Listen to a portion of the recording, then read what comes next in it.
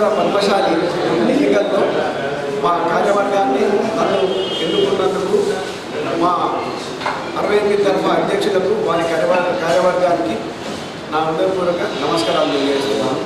ఈరోజు ముందుగా రావడానికి కారణం ప్రముఖ ఐఏఎస్ అధికారి, మధ్యప్రదేశ్ ప్రిన్సిపల్ సెక్రటరీ పరిపల్ల నరహరి గారు మరియు హైకోర్టు న్యాయవాది పృథ్వీరాజ్ సింగ్ సంయుక్తంగా రచించిన ది ఓబీసీఎస్ అప్రైజింగ్ పుస్తక ఆవిష్కరణ గురించి. ది ఓబీఎస్ అప్రైజింగ్ పుస్తకము ఈ నెల 14వ తేదీ రోజున ఉదయం 10 గంటలకు శ్రీరామ్ ప్రతాప్ రెడ్డి తెలుగు యూనివర్సిటీ, పొట్టి శ్రీరాములు తెలుగు యూనివర్సిటీలోని ఎన్టీఆర్ స్టేడియంలను ఘనంగా విడుదల చేస్తున్నారు. ఈ పుస్తకం గురించి 2 మాటలు. 6 ఏళ్ళు లోతైన పరిశోధన, 6 రాష్ట్రాలు తిరిగి లోతైన విశ్లేషణ పరిశోధన, దేశంలో వెనుకబడిన బీసీ వర్గాలు ఎదుర్కొంటున్న సమస్యలు మరియు వాటి పరిష్కారం గురించి ఈ పుస్తకంలో పొందుపరచడం జరిగింది. ఈ పుస్తకము రచయితలు 6 భారతదేశంలో 6 సంవత్సరాల పాటు జరిపిన ప్రముఖ ప్రయాణము ద్వారా అధ్యాపకులు, రాజకీయవేత్తలు, విద్యావేత్తలు, సాంఘిక చింతచేత వంటి అనేక రంగాల వ్యక్తులు చర్చలు జరిపారు. ఇది ఓబీసీ వర్గాల్లో పెరుగుతున్న అసమాధానాన్ని, వారి అధికారంగా సామాజిక రాజకీయ ఉద్యమాన్ని విశ్లేషించి దీర్ఘ ప్రయాణము నిలిచింది. ఈ పుస్తకం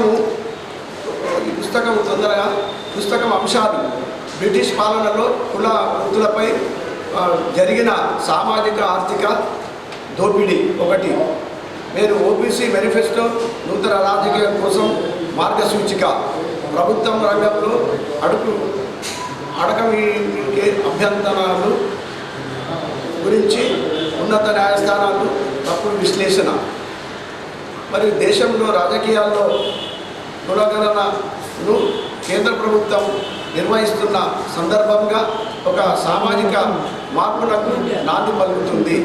ఈ తరుణంలో ఐఏఎస్ నరహరి గారు రాసిన ఈ ఓబీఎస్ అప్రైజింగ్ అనే పుస్తకము పునాది వేస్తుంది.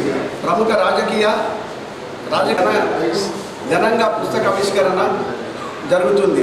కావున ఓబీసీ నాయకులు నిజామాబాద్ నుండి అధిక సంఖ్యలో పాల్గొని ఈ యొక్క కార్యక్రమాన్ని విజయవంతం చేయాలని కోరుచున్నాము.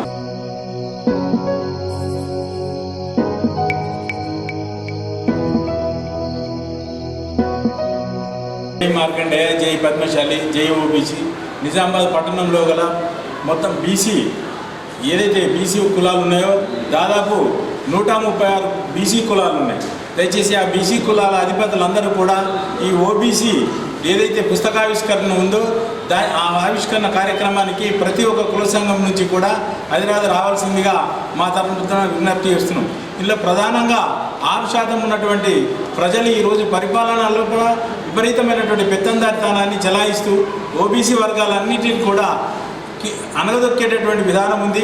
దయచేసి ఇప్పటికన్నా ప్రజలందరూ చైతన్యవంతమై మరి ఈ యొక్క ఓబీసీ వర్గం నుంచి ఏదైతే 56% ఉన్నటువంటి ప్రజలము మరి మనకు ఉండేటటువంటి ప్రాతినిధ్యాన్ని ఒకసారి ఆలోచించుకున్నారు.